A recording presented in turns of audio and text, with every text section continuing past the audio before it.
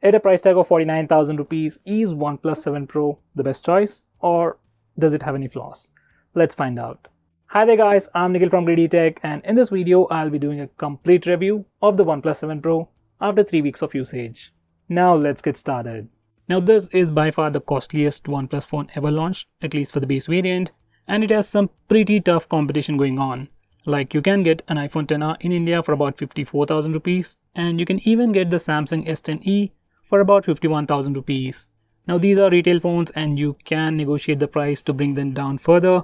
So pricing of OnePlus 7 Pro, even though it seems to be pretty good for what it offers, it truly has a lot of competition. So with that said, let's see if this phone is actually worth it or not. Let's start with the design and build. Now in terms of design and build, yes, this phone does look awesome. Just look at it reflecting all that light with that 3D curve. Yes, it looks awesome, but it isn't anything new. Like we have seen similar design with the OnePlus 60, OnePlus 6.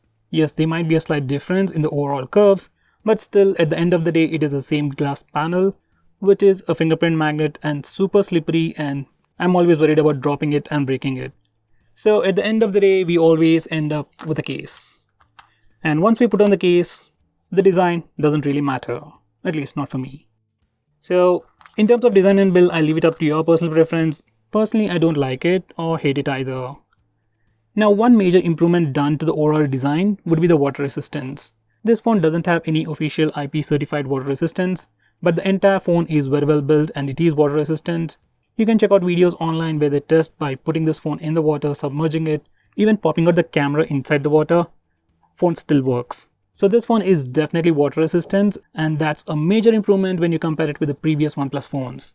Now for the cons, weight distribution on this phone is pretty bad.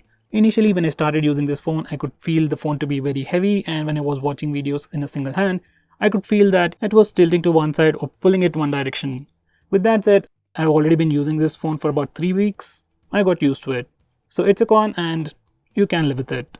So overall in terms of design and build, everything is good, no complaints. Even the buttons are sufficiently elevated and have a tactile feel to them. I wish they were a little more clickable, but once again, it's not a major issue. Now in the hardware department, this phone has a lot of new things going on. First one would be this pop-up selfie camera that gives it a notchless design. And as you can see, the front camera really pop-ups very quickly and it's been very well tested. Unlike most other phones with a pop-up camera, on this phone you also get a safety feature which makes the pop-up camera close when it detects a fall. So as you have seen, the pop-up camera has now closed and we just got this notification. And even though they went with the pop-up camera, we still have face unlock feature and it is pretty fast. Here's a quick sample. So I've configured it such that whenever I press the power button or whenever the display lights up, face unlock works. So whenever I press the power button, face unlock works, and as you have seen, it was super fast. Now the next major change would be the fingerprint scanner.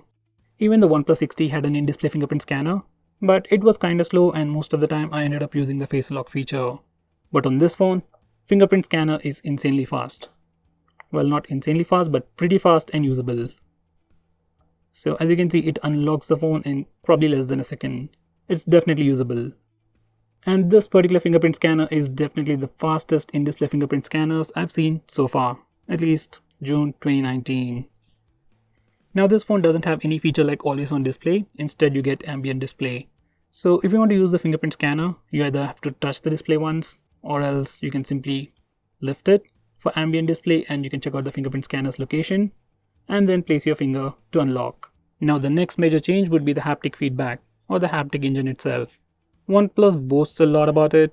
Well, it's good. It's really way better than the OnePlus 60, but still can't be comparable with the iPhone or the Pixel phones. So it's usable, it's good, but not as awesome as OnePlus is trying to say it is. Following that, we still have the alert slider on the right side, and I did end up using it a lot. It's really addictive, and if you're like me who switches phones frequently, you will definitely miss this alert slider. Now going on next, this phone also comes with all the basic sensors. Everything's working without any issues, no problem with auto brightness sensor or the proximity sensor, and you also have NFC. Now going on next, this one also supports dual SIM with dual 4G and dual VoLTE, and it has support for native video calling. If you're in the market to buy a flagship phone with stock Android and dual SIM, then right now OnePlus is the only major choice you got. Now with that said, call quality and signal reception are also pretty good. I've been using Airtel and Jio simultaneously and I didn't have any issues with mobile data or regular calls. So guys, in the hardware department, I really don't have any complaints. Now for the display department, right now this phone has one of the best displays out there. Starting way back with the OnePlus 3 to OnePlus 6T, all the previous OnePlus phones use a similar optic AMOLED display with Full HD or Full HD Plus resolution. But this phone has a curved AMOLED display with Quad HD Plus resolution and 90Hz refresh rate.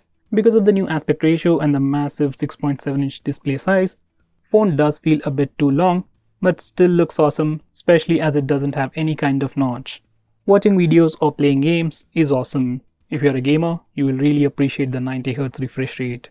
I really can't show you how a 90Hz display looks like in this video, but it does make a difference.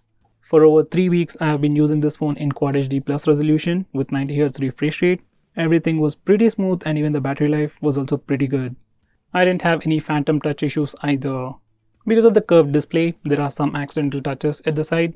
OnePlus can do something about that, or we can just readjust our hand. It's not a major problem. By the way, we can switch to Full HD resolution and 60Hz display to save some battery, but you will miss out a lot. Now for the camera round, I'll keep it very simple. This phone has pretty good cameras. Are they worth the price? That's debatable and probably a no if you compare the Samsung S10e or the iPhone XR. Anyway, that's not the point. Cameras on this phone are definitely nowhere near as good as the Pixel phones, not even the 2-year-old Pixel 2 and Pixel 2 XL phones. You do get a triple camera setup on the rear, a 48 megapixel camera with f1.8 aperture, 8 megapixel camera with f2.4 aperture which is a 3x telephoto lens, and finally a 16 megapixel ultra wide angle camera with 117 degree field of view. These are some sample shots. By default, auto HDR is always enabled, but you can turn it off by tweaking few settings.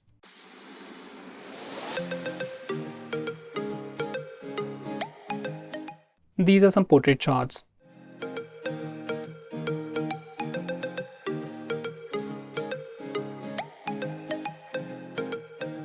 Now on the front you just get a single front camera and it does take some great selfies. Once again, not as good as the Pixel phones. These are some portrait selfies.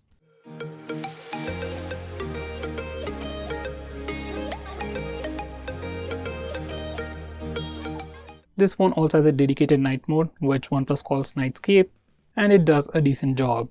Now for video recording, we can shoot video in 1080p and 4K resolution even at 60 fps. So that's a pretty great thing. Right now we can only record video from the primary camera. Wide angle is just for taking pictures. We also have slow motion video recording. We can record in 1080p at 240 fps and 720p at 480 fps. This is a sample footage.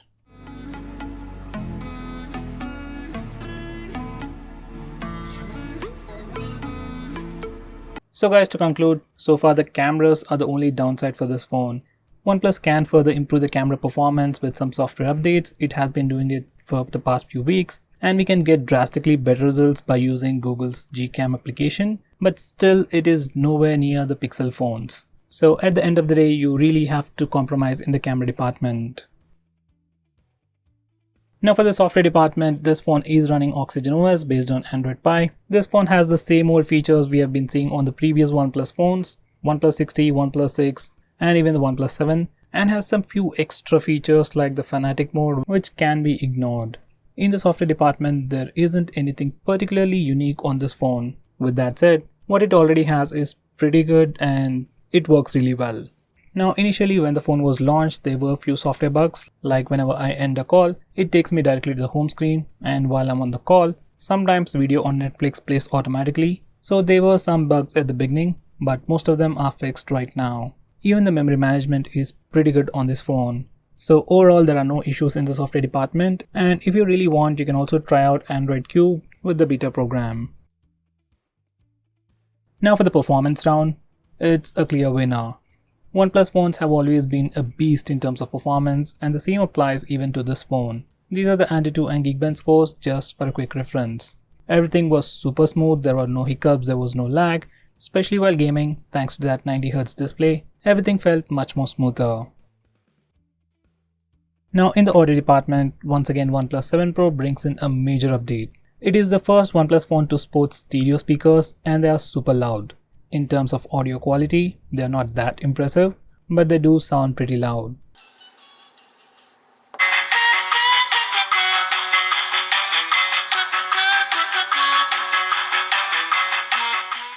Now this phone also lacks an audio jack, just like the previous OnePlus phones. Personally, I don't think it's a big deal. I know many people miss it, but that's the way it is and the world is moving that way. So as far as Bluetooth headsets go, there's no problem with connectivity or audio quality. You also get Dolby Atmos sound enhancement and you can tweak the sound profiles to get the best results. Overall, in the audio department, it is definitely better than the previous OnePlus phones.